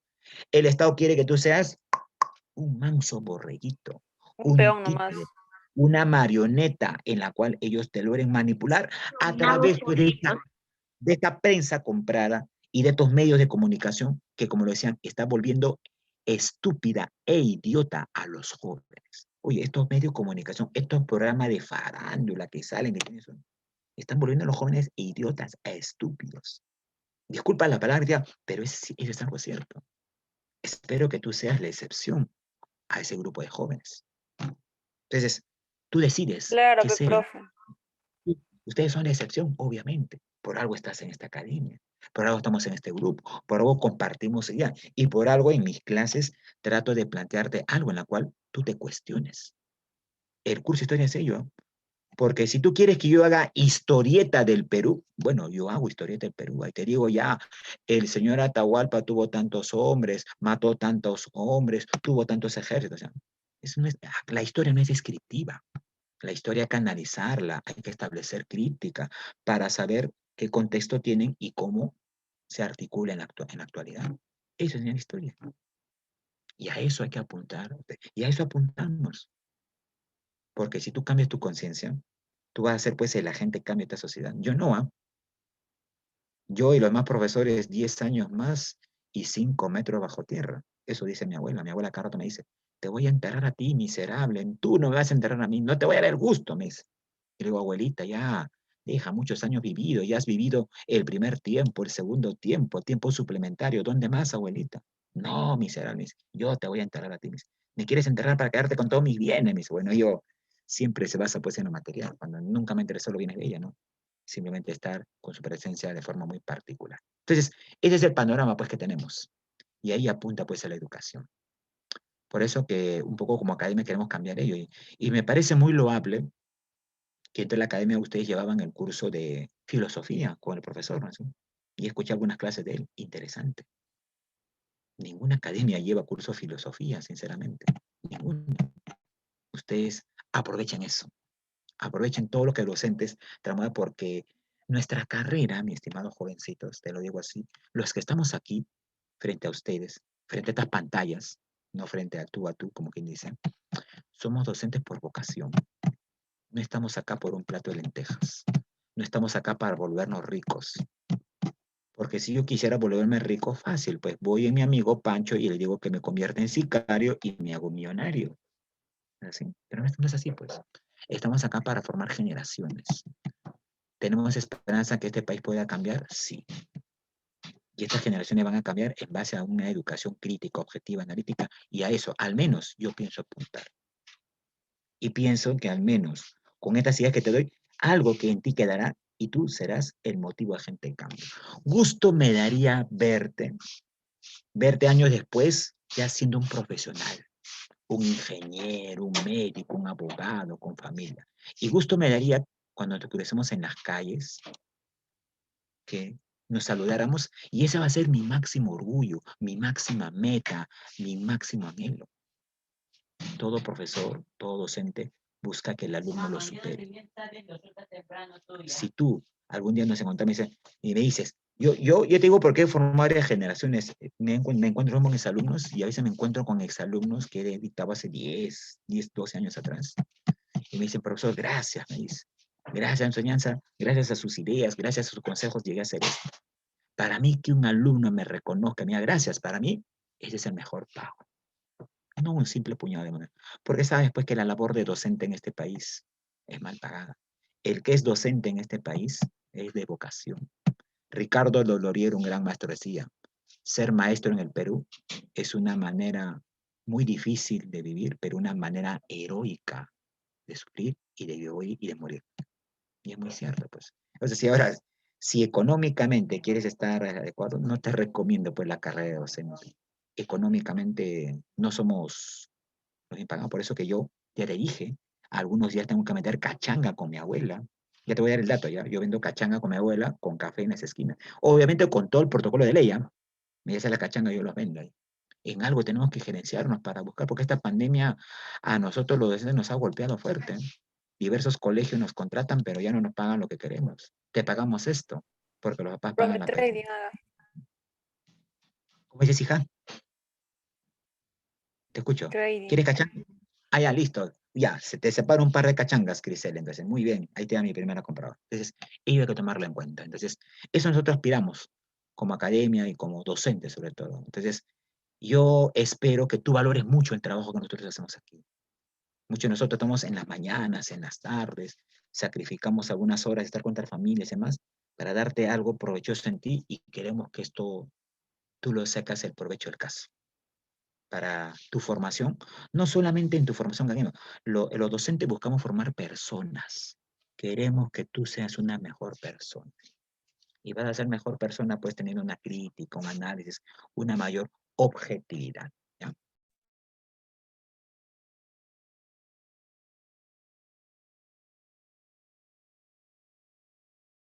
De la tarde, vamos a cerrar ello. Escúchame, la diapositiva, el PPT lo voy a colgar en la plataforma. No me he dado tiempo, he estado saturado. Justamente, quería plantear también las disculpas del caso por que la clase debió llevarse ayer, pero ayer mi laptop colapsó. Está como mi abuela, ya tiene casi 3 años y tanto. El año pasado le he dado duro a la laptop. Ya está, pues ayer me colapsó y hoy toda la mañana he estado en el bendito técnico tratando de buscar que lo arregle. Y al menos ya lo arregló, pues me ha dicho, le va a funcionar 6 meses más. De ahí 6 meses más tengo que hacer mi chanchita para comprarme una laptop adecuada. Entonces, ellos también lo toman. Entonces, mil disculpas por el que el día ayer no se dio la clase. No es que haya sido una cuestión antojadiza mía. Las cuestiones técnicas se dan. Tú sabes que sin laptop, sin acceso a internet, estas clases en entorno virtual no tienen sentido, pues, no tienen sentido, ¿no? La señorita me decía, Nicole, pero profesor, puede ingresar por su celular, pero no tengo el material. Digo, todo está en USB, mi USB está infestada, mi memoria también, tengo que hacer una limpieza general. Entonces, quiero que entiendas ello. No es que el día de ayer no haya querido dictar clase porque se me dio la regalada gana de no hacerlo, no. Las condiciones no se dieron. Entonces, es por eso que estamos recuperando de forma excepcional ello. Ahora, un detalle antes de que vamos a otro punto. Con ustedes tengo clase de HU el día viernes, ¿no es así? Según el horario. ¿Correcto? Dime si me equivoco, por favor. Quiero planificar esto. Tenemos clase el viernes con ustedes, ¿no es así? Sí, profesor. Ya. Sí, profesor. 6:30, ¿no es así? ¿Correcto? Ya. A ver, mira, voy a hablar con la señorita Nicole, que es la encargada de ello. ¿Me están escuchando, jovencito? ¿Me estás escuchando? ¿Me están Sí, escuchando? Ya. El día viernes tengo una sí, reunión con profesor. escúchame, el día viernes 7 de la noche tengo una reunión con padre de familia en un colegio de la cual enseño. Es una escuela para padres en la cual me han llamado para hacer una ponencia de un tema específico. Son con padres, familia y apoderados. Entonces va a ser 7 de la noche y va a durar hasta las 9 de la noche. Entonces va a ser poco probable de que llevemos la clase. Entonces vamos a buscar un horario alterno. Voy a conectar ahora con Nicole y de repente podemos pasar la clase para el sábado de 6:30 a 8:30. O de repente para un lunes o un próximo miércoles como hoy. Entonces, te voy anticipando, este viernes me va a ser imposible dictar. Voy a buscar un día para reemplazar y hacer una permuta solamente por este viernes. ¿Te parece bien? Espero sepas entender. ¿Me estás entendiendo? ¿Logras captar la idea que te puedo dar? ¿Sí? ¡Niños! Sí. ¿Estás ahí? Ya, entonces. Claro, profe.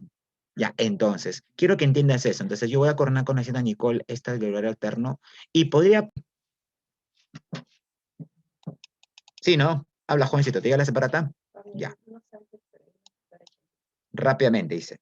Servían de intermediario entre el Inca, el Estado Inca y los ayus. ¿Quiénes eran ellos? Que recababan la producción de los ayus y le entregaban al Inca casi toda la producción. A través de la redistribución. ¿Quiénes eran esto? A ver. Dilo, por favor, dilo rápidamente. Me quedan 3 minutitos. Curacas. Curacas. El curaca. Muy bien. Curaca o también... Bueno, la palabra cacique, cacique es el nombre que le van a colocar los españoles. ¿eh? Y la palabra cacique es una palabra procedente de Centroamérica. Bueno, posteriormente los españoles, al establecer el virreinato, a los curacas lo mantienen en la organización política, pero le cambian el nombre. Le ponen cacique, ¿no? Que es una palabra centroamericana. A ver, dice, 2. La guerra civil entre Huáscar y Atahualpa, que fue una guerra de panacas, ¿eh? Panaca Juri, Huáscar, sector sacerdotal, Panaca Hanan, Atabalipa, sector militar. ¿Evidenció qué? ¿Qué evidenció esta guerra de Panacas?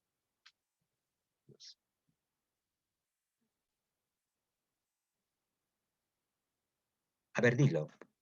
¿Cuál de las alternativas evidencia la guerra civil entre Huáscar y Atahualpa o Atabalipa?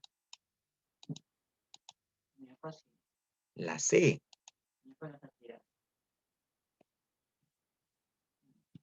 ¿La D? Martín, no eres eso, no he hecho nada. La cohesión de la sociedad inca, cohesión es unidad. La guerra no provocó La crisis. la crisis del sistema económico. Ya, pero ¿cuál es más absoluta ahí? Hay una alternativa que es mucho más absoluta que todas.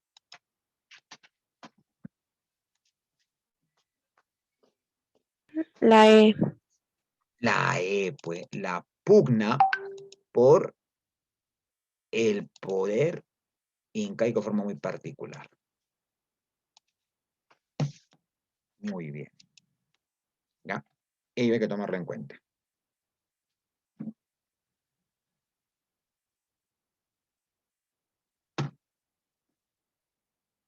Muy bien. Última pregunta, porque tengo que hacer otras cositas. Dice, el apogeo expansionista del Tahuantinsuyo se logró con Huayna Cápac, cuyo Auqui Ninankuyuchi murió. Luego Huáscar asume la dirección del Estado con el respaldo de quién. A. Huáscar, ¿respaldo de quién era?